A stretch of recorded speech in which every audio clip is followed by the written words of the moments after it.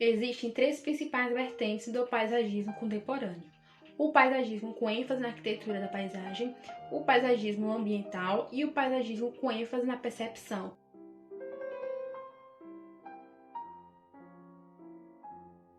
Vertentes do paisagismo contemporâneo. O paisagismo com ênfase na arquitetura da paisagem, ele tem os seus espaços como arquitetura, sendo a vegetação também como elemento de composição, que valoriza a prática de organização do espaço. O paisagismo com ênfase na percepção, ele explora aspectos sensoriais e psicológicos, tem um papel relevante em relacionar o espaço ao entendimento das expectativas sociais.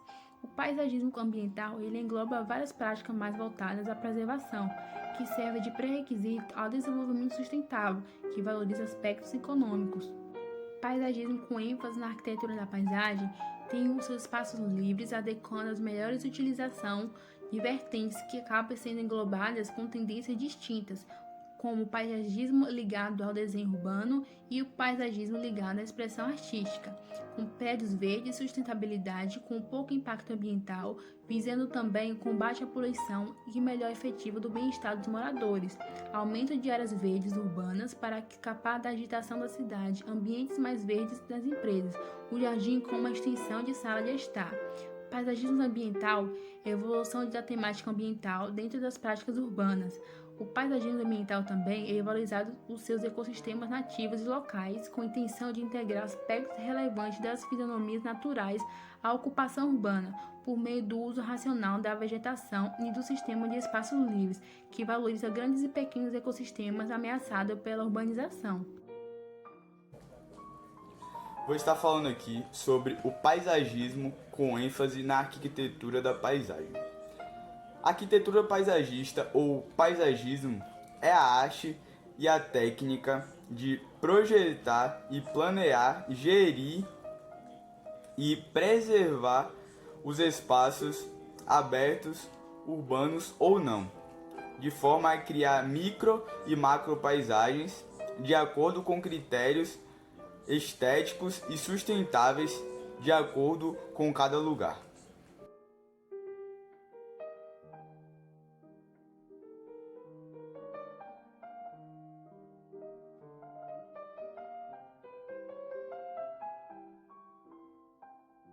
O paisagismo favorece o meio ambiente e é necessário aplicá-lo corretamente e com muita seriedade, não se limitando a projetos meramente decorativos, promovendo o equilíbrio do ecossistema. A prioridade é preservar a natureza e inserir elementos que agreguem valor à paisagem e, consequentemente, ao espaço que é destinado.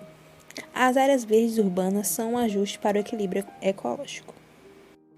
O paisagismo vai além da estética e de se aproximar à população da natureza. As árvores, por exemplo, contribuem para atenuar a poluição visual, pois elas são componentes que conferem forma aos ambientes urbanos, onde desempenham um papel importante, delimitando espaços, orientando visualmente a valorização de imóveis. E é possível melhorar e preservar o meio ambiente através do paisagismo, e o ser humano é o maior beneficiado nesse contato com a natureza. O paisagismo demonstra o quanto é importante a utilização do verde nos centros urbanos, que é aliado na melhoria da qualidade ambiental e um valioso instrumento para a gestão ambiental. Por menor que seja o espaço disponível, sempre existe a possibilidade de integrar o homem ao meio ambiente. Lugares abertos e com mais verde proporcionam maior mobilidade e embelezam a paisagem urbana, além de atrair a avifauna, permitir rápido escoamento de água através de canteiros e gramados, diminuir a temperatura e garantir uma boa sombra fresca. De modo geral, a população espera que algo de bom venha a acontecer em benefício do meio ambiente e em nosso benefício, harmonizando o urbano ao humano. Mas o que não pode se esquecer é que o ato deve começar de dentro para fora. Obrigada pela atenção. Meu nome é Raíssa e eu vou falar sobre as visões do mundo da natureza em povos primitivos. Segundo Elizabeth Santores, esses povos eram distintos em dois grupos, sociedade agrícola e sociedade caçadora nômade, sendo que a sociedade agrícola era bem mais organizada e desenvolvida. Tinha grandes cidades, tecnologias agrícolas, a sociedade era igualitária e pacífica. Já a sociedade caçadora era competitiva, não era igualitária eram invasores e conquistadores de terras, experientes no uso de armas. Com todos esses aspectos de diferença, esses povos viam o mundo de uma diferente forma. A sociedade agrícola considerava a natureza uma grande mãe, viva e em transformação, e a cultuavam e até dançavam para ela. As sociedades nômades acreditavam que a natureza era uma criação de um Deus, uma dádiva dada a eles, que deve ser usada e explorada, pois o homem e Deus estão acima da natureza. Assim explica como suas crenças e interpretações distintas alimentam diferentes visões do mundo. Olá, meu nome é Alice e eu vou falar sobre visões de mundo, visões da natureza e pensamento geográfico na Europa renascentista. As concepções da natureza na Europa renascentista baseavam-se na crença dominante da natureza como entidade exterior, sujeita a regularidades regidas por leis da mecânica, desvendadas pela razão por meio da matemática. Esse processo foi acompanhado de uma evolução de pensamentos filosóficos em busca do empirismo e de uma mudança radical no pensamento científico em direção ao racionalismo e ao método analítico. A conjugação de práticas experimentais com sistemas baseados na razão e no pensamento analítico contribuiu para o que foi chamado de Revolução Científica. Assim, a tarefa mais importante na época do renascimento da ciência era descobrir as leis da matemática pelas quais Deus criara o mundo.